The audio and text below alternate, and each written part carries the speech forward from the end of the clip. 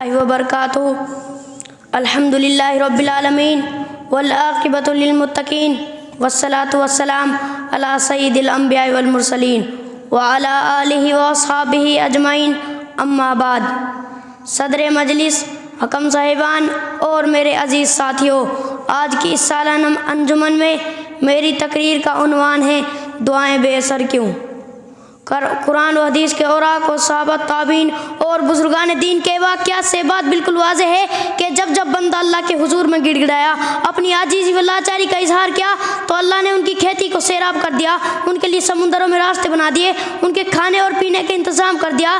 ایسے بے شمار واقعات و شواہد سے ہماری سیرت کی کتابیں بھری پڑی ہیں، لیکن کیا ہو گیا ہے آج اسی اللہ اور رسول کو ماننے والے، اسی اسلامی شریعت کا دم بھرنے والے، اسی قرآن و حدیث کو پڑھنے اور سننے والے بہت سے ایسے ہیں جو کہتے ہیں ہم اللہ سے مانگتے ہیں پر اللہ ہماری سنتا نہیں۔ اے اللہ کے حضور، ہم اپنی جبیں خم کرتے ہیں لیکن اللہ ہماری بگڑی نہیں بناتا، ہماری مرادیں پوری نہیں کرتا، ہماری تکلیفوں کو نہیں ٹالتا۔ حالانکہ اللہ رب العالمین کہتا ہے ادعونی استجب لکم، تم مجھے پکارو میں تمہاری پکار کو ضرور سنوں گا۔ میرے بھائیوں، اب ہمیں غور کرنا ہوگا کہ کمزوری کہاں ہے۔ کہیں ہمارے ایمان میں تو نہیں، کہیں ہمارے توکل میں تو نہیں، کہیں ہمارا اسلامی نظام و حیات تو نہیں بدل گیا، شریعت محمدی سے دور تو نہیں چلے گئے، غیروں کے طرز حیات کو تو نہیں اپنا لیا۔ تو واضح ہو جائے گا کہ ہم شریعت محمدی سے کوسوں دور نکل چکے ہیں۔ شیطان کی پیروی ہم کرتے ہیں، جھوٹ ہم بولتے ہیں، سود ہم کھاتے ہیں، رشوت ہم لیتے ہیں، زناکاری و بدکاری ہم کرتے ہیں، فحاشی اور بے حیائی میں ہم غیروں سے ایک قدم آگے ہیں۔ حرام و حلال کی تمیز ہم نہیں کرتے، حرام و حلال کی تمیز ہم نہیں کرتے۔ کہاں سے ہماری دعائیں قبول ہوں گی؟ کہاں سے ہم پر اللہ کی نظر و کرم ہوگی؟ کہاں سے اس کے بادل ہم پر منڈلائیں گے؟ لیجئے ایک حدیث سنیے اور اپنا جائزہ لیجئے۔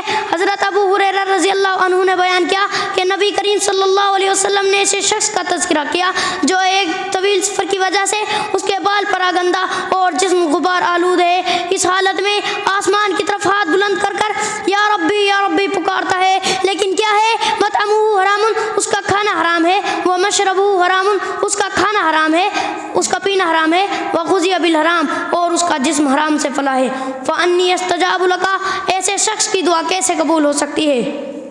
حضرات گرامی، آپ نے آدم اور حوا علیہ السلام کا واقعہ سنا ہوگا کہ ان سے ذرا سی بھول ہوئی تو چیخ پڑے قالا ربنا ظلمنا انفسنا وان لم تغفر لنا وترحمنا لنکونن من الخاسرین۔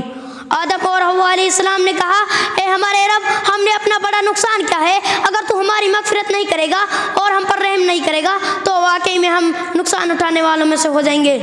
لیکن ہمارا حال یہ ہے کہ رات کو دعا کی ربنا ظلمنا انفسنا، دوپہر کو داڑھی منڈوا رہے ہیں، رات کو دعا کی ربنا ظلمنا انفسنا، صبح کو کسی کا مال ہڑپ رہے ہیں، شام کو دعا کی ربنا ظلمنا انفسنا، رات میں گلیوں میں عیاشی کر رہے ہیں، فجر میں دعا کی ربنا ظلمنا انفسنا، عصر میں گرل فرینڈ کے ساتھ پارکوں میں رنگ رلیاں منا رہے ہیں۔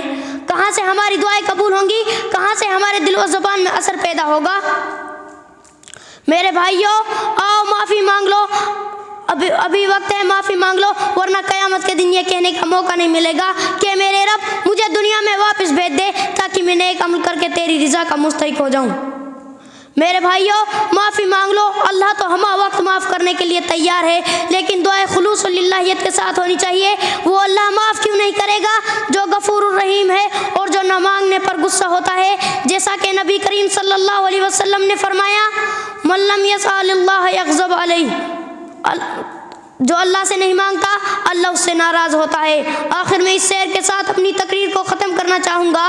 گوادی ہم نے جو اسلاف سے میراث پائی تھی، سریا سے زمین پر آسمان ہم کو دے مارا، خدا نے آج تک اس قوم کی حالت نہیں بدلی، نہ ہو جس کو خیال خود اپنی حالت بدلنے کا۔